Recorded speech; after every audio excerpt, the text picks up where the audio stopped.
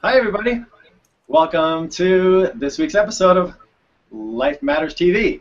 I'm Tommy Stoffel, coming to you from Southern California, and my partner David is somewhere else in California. I'll let him introduce you to him in a second.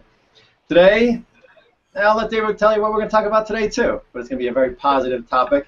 David, how are you doing today? Actually, Tommy, I'm doing really well. I've been having a good time with my life, and just meeting lots of cool people, having a great time.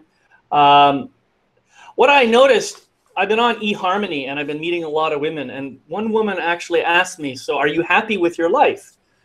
And I realized, I think I finally reached that point that I really am happy with my life, and I'm not saying that everything is perfect. I'm not saying that I'm always 100% happy, but overall, yeah, I love it. It's pretty damn awesome. I've reached that place now where positivity actually makes sense. Whereas I remember when I first started doing that work, that idea of being in a positive frame of mind, I tried and I tried and I tried, but it just really wasn't working. And part of the problem was I hadn't been doing my inner work. I hadn't been looking underneath. I hadn't been checking in with all those negative thoughts and negative beliefs and so forth that are underneath the surface.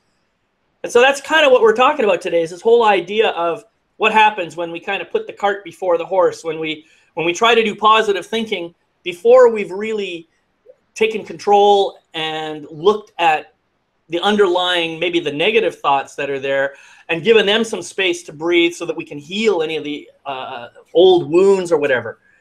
So that's kind of where we're going today. Does that resonate for you? Absolutely.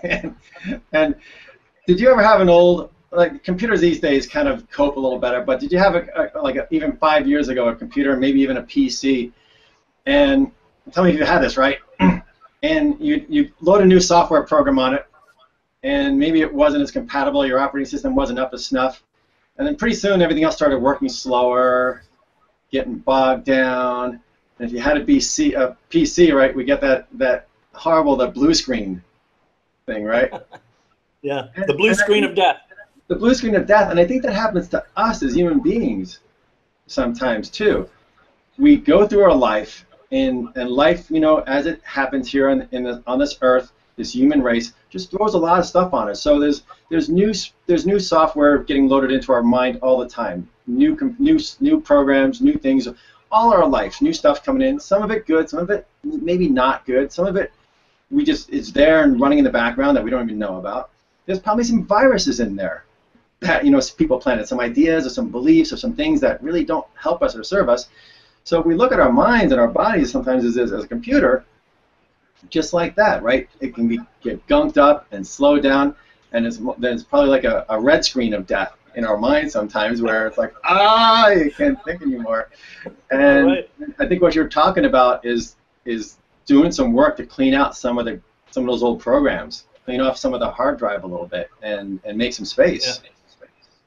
Yeah, that whole software metaphor is really awesome. I love that, Tommy, and I think it's a very accurate one too.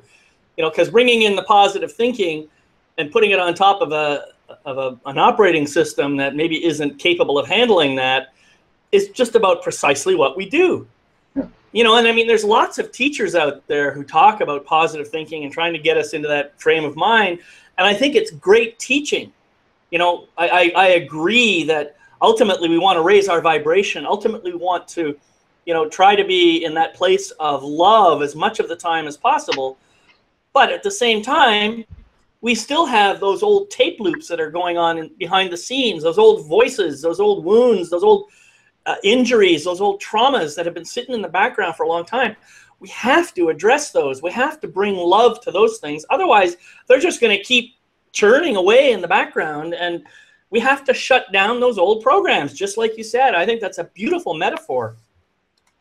Yeah, and I'm going to continue with what you're saying, because you say you have to. We do have to. You can go, and people do this, right? And think about this for yourself, everyone who's listening and watching. How many times have you read a book, you're like, oh my gosh, this book is amazing. This book is teaching me so much, it's unraveling so much, I'm doing great. And then you finish the book, and a week later, life is back to where it was, because again, it's like, again, even a good book or a good workshop is trying to install new software on an overcrowded, overloaded system. Yep. So you really do have to go in, no matter where, you know, how great a teacher is, or how brilliant, or how inspirational, or how wise a new set of learnings or teachings are. You have to go in and clean out some of the old gunk. And David, you do that, right? That's part of the basis underneath some of the teaching you provide to people, right? No, absolutely. I mean, I do my own work, of course, because I don't think I think I would be a hypocrite if I weren't doing my own work and still trying to tell other people how to do their work. So I do that, but I also help people to look at these old tape loops, these old stories, these old voices that are stuck in their heads, and I help them to understand, first off, where they came from, why they came, and how they may have actually served us when we first brought them into being. You know, just because I have a tape loop in my head that today sounds really negative doesn't mean it was always negative. It may have come into being for a very, very powerful and self-preservational purpose, which is to take good care of me. Maybe it was the only way I could survive at that time. So there's no point in hating those voices. It's just a question of recognizing that I put something into place, then I kind of forgot about it, and it just kept going. And so now, when it, you know, it may have served me back when I was 8 or 9 years old, but it doesn't serve me now that I'm in my 50s and 60s, you know? So that's what I really try to help people to do. I think that's what other teachers do as well, and I know you do some of the same thing. Yeah, I do, and you're absolutely right. To get that, to understand how to do it, if I didn't have somebody teaching me, I wouldn't have figured it out. And not every book I read taught me that level. A lot of it was like, here's some new way of thinking or some new way of believing. But very few teachers actually got in and helped me clear out the junk. And so that you provide that service is amazing, because not every teacher does. And if you think you're sitting at home, you think, oh, I'll just keep going through life and I'll learn life's lessons. Well, okay, you can do that. I guarantee it's going to take you 10 years longer than if you just went to work with a teacher who could show you how to do it and shortcut it. Because, David, that's like what I offer with the chatter relaxer. Now that term chatter is those negative voices, it's those tape loops, it's the old programs, it's the stuff that makes the noise in our head. And it's more the negative noise or the unhelpful noise or the things that, you know, make us all get confused in the mind and the heart. And when I found a teacher that helped me like take a shortcut, I'm like, I'm all into shortcuts. I've been into shortcuts since I was 3 years old. You know, walking around the neighborhood or getting from one room to the other, the shortest distance between 2 points is a straight line.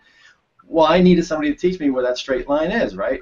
Or how to get from A to B in the quickest, most expedient, most and easiest way. Because, face it, it's not pleasant. And that's why a lot of people don't do the work, or they don't even, you know, go there, because it's like, I gotta go into that computer and not only find the files, but then clear them out. I don't want to. Like, a lot of that stuff doesn't feel good, or it's laced with some bad memories. And so most people like don't even want to go there. I'm not opening that door. But if you don't open the door, you're gonna keep. It's the definition of insanity is doing the same thing over and over again, and expecting different results. If you don't clean out the computer, it's kind of insane, and you're gonna, you know, yeah. Yeah, I think we have to just kind of continue the metaphor, we have to do our own upgrades. You know, we have to do our own overhauls. We have to, you know, get our oil changed. I mean, all of this stuff, any metaphor you choose is perfectly valid. You know, if I'm going to keep driving this engine and I keep allowing the oil to get dirtier and dirtier and dirtier, what am I doing to the engine? You know, it's not serving it. And the same thing holds true with all these old programs, these old services that are running in the background that maybe have served a purpose before but no longer serve a purpose now. We got to find a way of getting rid of them.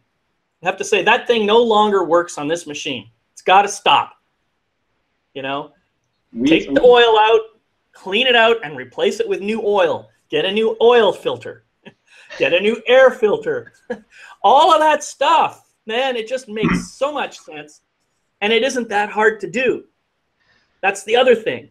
It may look like it when you're first, contemplating doing it. But once you get into it, it's really not that bad. If you've never opened the hood on your car, it's like, oh my God, what do I do? How do I do it? Somebody teaches you, here's the dipstick, here's where the oil comes in, here's where the oil comes out, here's the filter. 3 easy steps. You can change your own oil and you can learn it in about 10 minutes.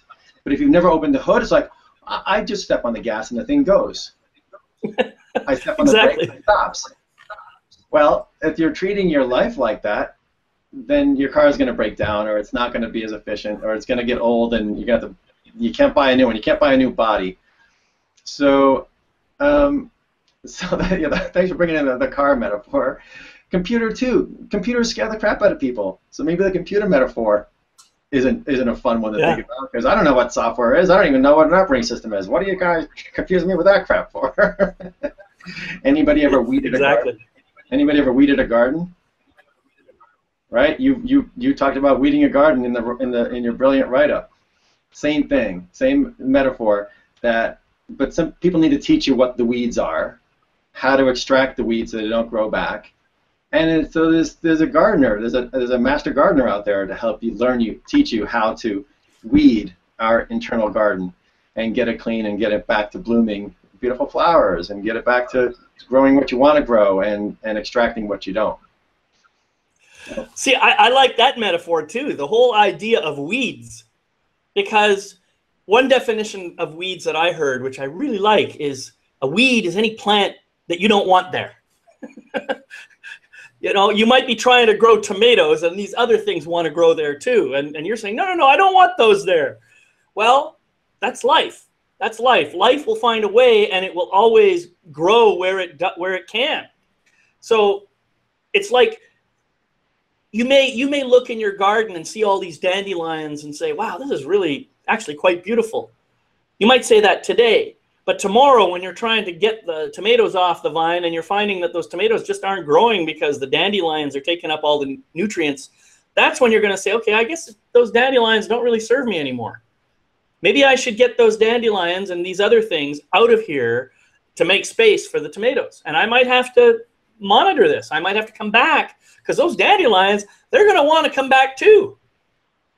Same thing is true with those thoughts, those old tape loops in your head. You might get rid of them, but there's going to be echoes, and sometimes the tape machine turns itself on and you're not even looking. All of a sudden you're beating yourself up again. Oh my God, how did this happen? So the whole idea, as we've been talking, is to clean out your own garden, clean out your own oil pan, clean out your own software, so that you can make space for the things you really want in your life. And then you can just invite in all those positive thoughts and start to elevate your energy. And what happens then is, as you elevate your energy with less and less clutter stopping that, then it tends to stay higher longer. And the clutter that wants to come back in has more work to do to get back in. It gets easier and easier and easier over time to keep those negative thoughts at bay. Once you understand them all, once you've addressed them all, and once you've done the healing work to help get rid of them.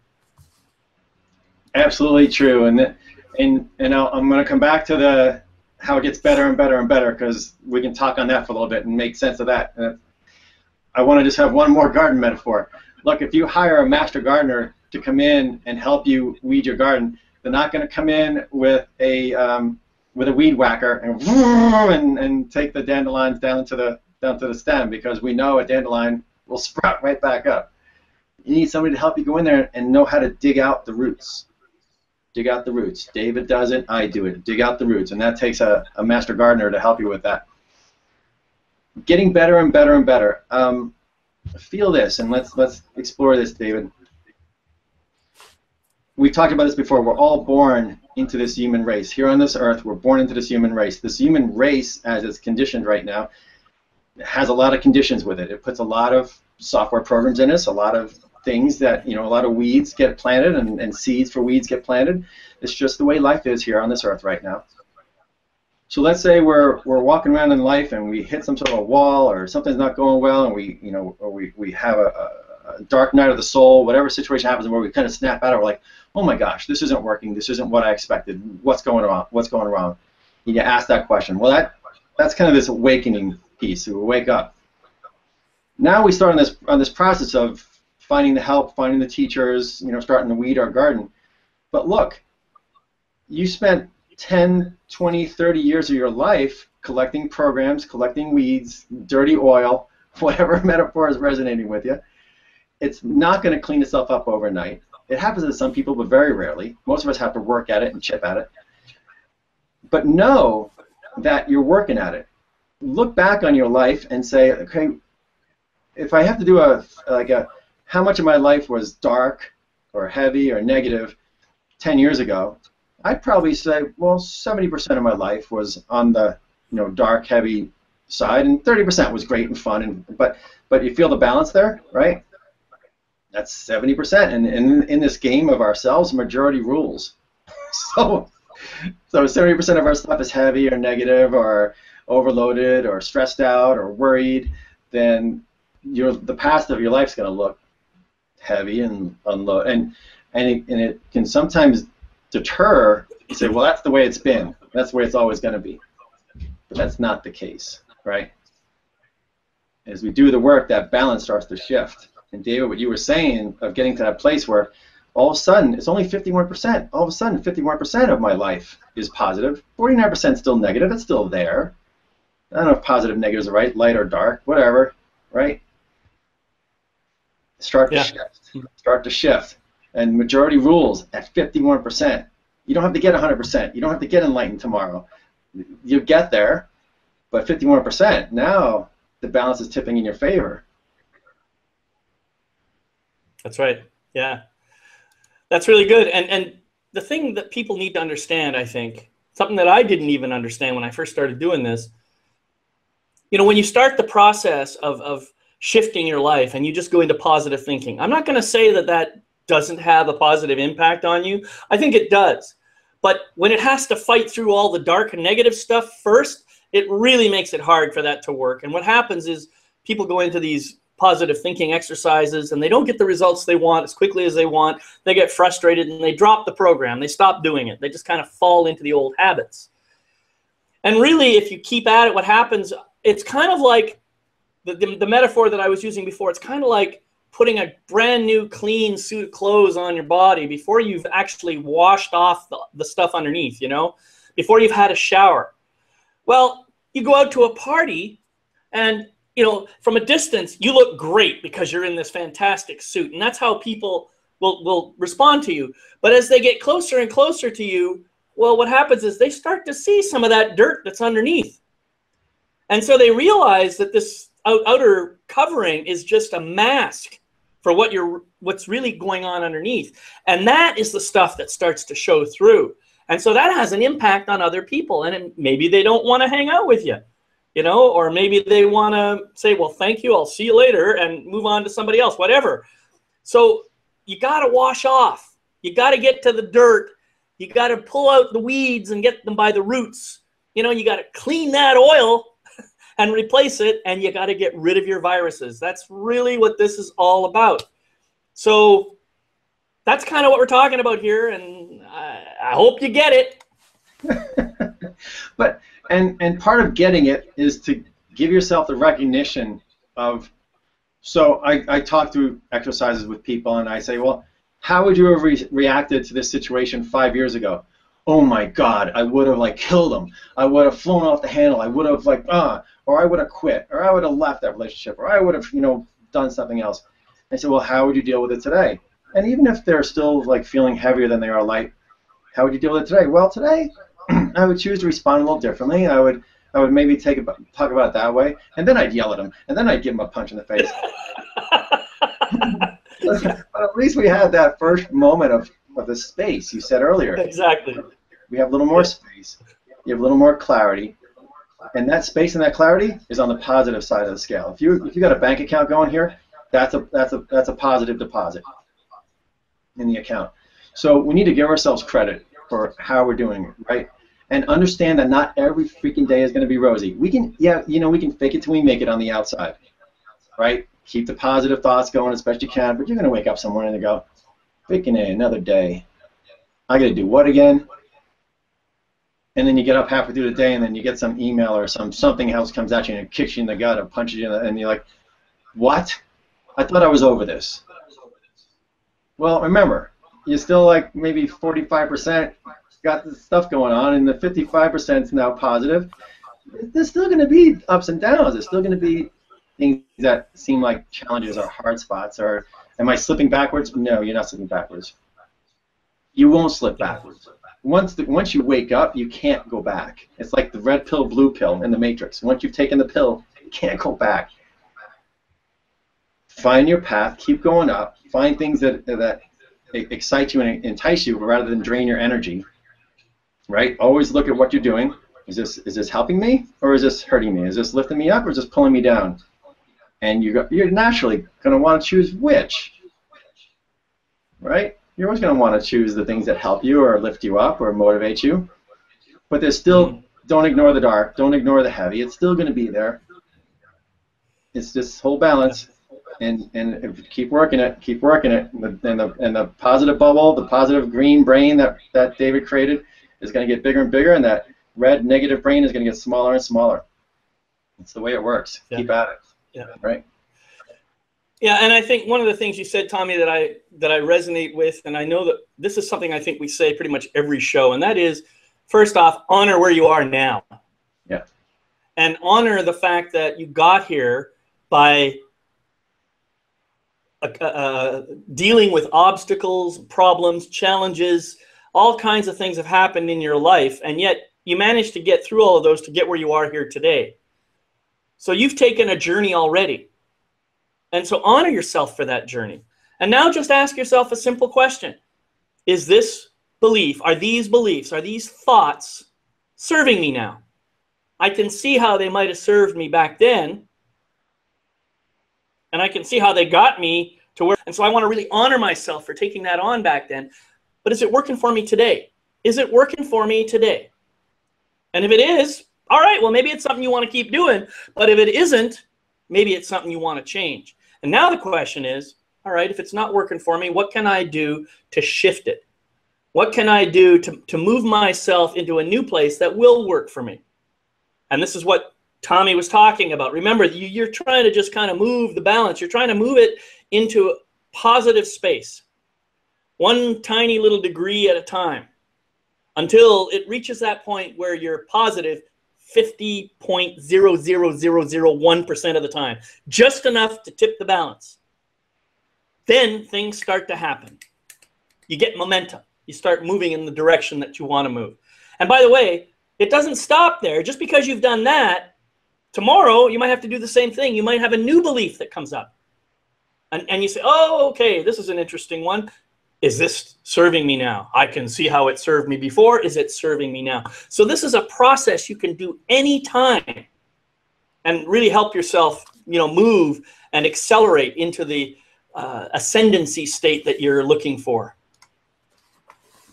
Very nice and very, very true. And going back to this balancing again, if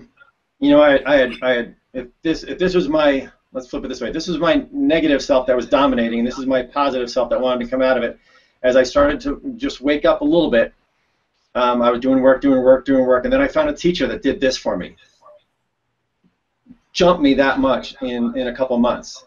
So that's the power of finding a teacher that can lighten the load. It's like a counterbalance weight thing where you take a lot of weight off of one side, and whoop, and the light comes up a lot clearer. And then, as David said, you keep working at it. You keep working at it. Now you know, because you learned how to do that. The teacher taught you how to get from 30% to 60% or whatever, and now you keep working it yourself. And you got to stick with it. You got to stick with it. It's very unlikely to go back like this, but if you want to make it go faster, then you got to just stay with it more. If you do something once a week, it'll go like this. If you do something once a day, it'll go faster. If you do something regularly in your life, then the dial moves faster and faster. So I just thought about something else here, Tommy. I really like that. First off, the teacher or the coach or the facilitator that you connect with will give you that breakthrough that feels like a quantum leap in your growth. And that's a really important piece.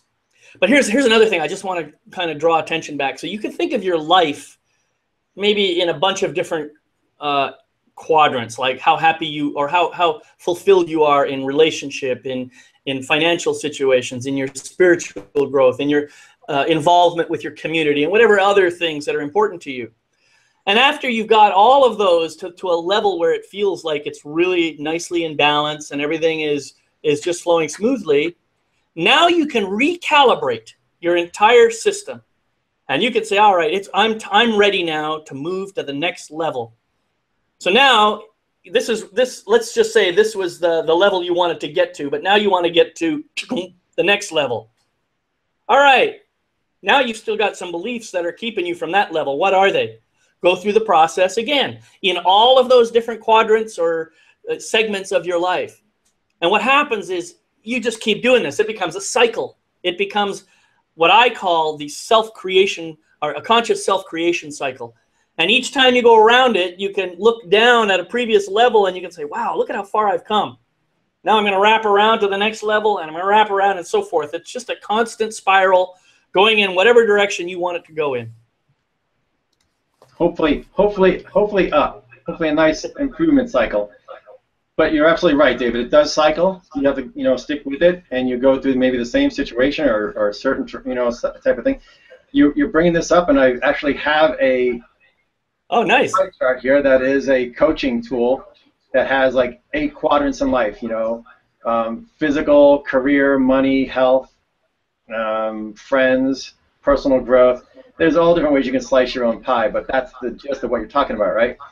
And you go yeah, through I actually have the same one here, but I don't have it printed up, so I couldn't put it on the screen like that. And you go through it at this level, and you clear some hurdles, and then you go through the same thing at this level, and then like you're saying, and it's like an upward spiral of clearing and cleaning weeds and changing your oil and loading new software into your computer. It actually sounds like fun when you think about it, doesn't it?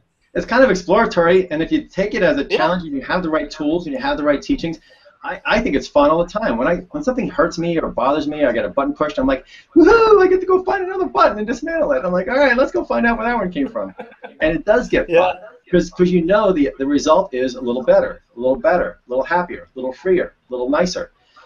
So you just have that built in that it's going up. And so sure, when you find something that's kind of painful or icky, or you find some of that heavy drama still left in you, you're like, oh, I found another one, yay! And again, I do that too, man. And it's almost like as I get older, I get younger. You know what I mean? Because I'm reconnecting to that the curious adventurousness and that innocence of that little boy who just wanted to check things out and find out more about it. And more and more, I'm feeling into that energy as I do more and more of this work, as I unburden myself of all those pieces of, those weights that I've been carrying around in my bag all my life. And I let go of another one and another one and another one and another one. Pretty soon, I'm just kind of, whoa, baby, I'm bouncing around, having a great old time here, feeling like a little kid, investigating things and just learning more about myself, learning more about life, learning more about other people. And watching my joy and my gratitude and my forgiveness just grow, in leaps and bounds. You summed it up nicely, my friend. That's the way it goes. And it's not just a matter of us making the positive changes in ourselves, but as we do that, as we become more, if there's like plus signs and minus signs in my mind or my heart, the more I change the negatives to pluses, guess what else happens? Now we're energetically vibrating frequencies. We're attracting that. It's a law of attraction. So where life used to throw you curveballs, or life used to keep throwing bad stuff at you, that's going to diminish too. As you do the work inside, the life outside responds equally. And now life outside starts coming at you brighter and nicer and freer and kinder and more love. That's been my experience. Yeah, absolutely. And what I've learned for myself is that life doesn't send anything my way that I can't handle. You know, so far that's just never happened. Even it's hard for me even to imagine the worst day of my life. I mean, I've had many things that other people look at and say, "Holy shit, man, you're lucky to be alive." Well, maybe, but maybe it was just something that the universe threw at me, knowing that I could handle it. Yeah. Yeah, I think that's a beautiful way to remember it. And there's one more tiny piece that I want to say here that I think we've forgotten, and that is, I think you alluded to it when you talked about I'm vibrating at a higher frequency, so what I'm putting out is what I tend to attract into my life. I absolutely agree with that. But what else happens, and maybe this is what you were suggesting, people begin to see me in a different way, and they start doing their work too. So I do have an impact on the world, even though that's not what I necessarily set out to do. That's the effect of doing my own work, of uncovering the negativity inside myself, doing some healing on it so that the positivity can shine through. That's where the work is, and that's what inspires other people to realize that they can do the same thing. And that's where I think the real benefit is. 100% agree. And that's what we're doing here, talking about it, right? Just inspiring you, letting people know that even if today seems like a dark day, trust that, you know, that the balance is coming, and then the shift happens, and stick with it, and stick with it, and stick with it, and then it'll help other people. You know this happens. Those of you who are doing this work, you know you've had wonderful people coming into your life that weren't there before. Some of the heavier people that really don't feel like doing the work will probably leave from your life. But that's just the proof in the pudding of what we're saying here. So, David, I don't know if we have an exercise for people. I think the whole talk has been an exercise in continuing to do your work. Just stick with it. Yep. Yeah. So what's coming up? Are we good to wrap up today? Yeah. Yeah. All right. And I'm good to wrap up. Why don't you wrap it up and tell us, put a bow on it next week. Just want to let people know that. I think your bandwidth made it to right to now, David. I don't know if people can hear me or you, but I'm going to talk about next week. We got a topic called words, hurt or heal. We're having two special guests with us next week, Sarah, who you've met before, and a new woman named Risa.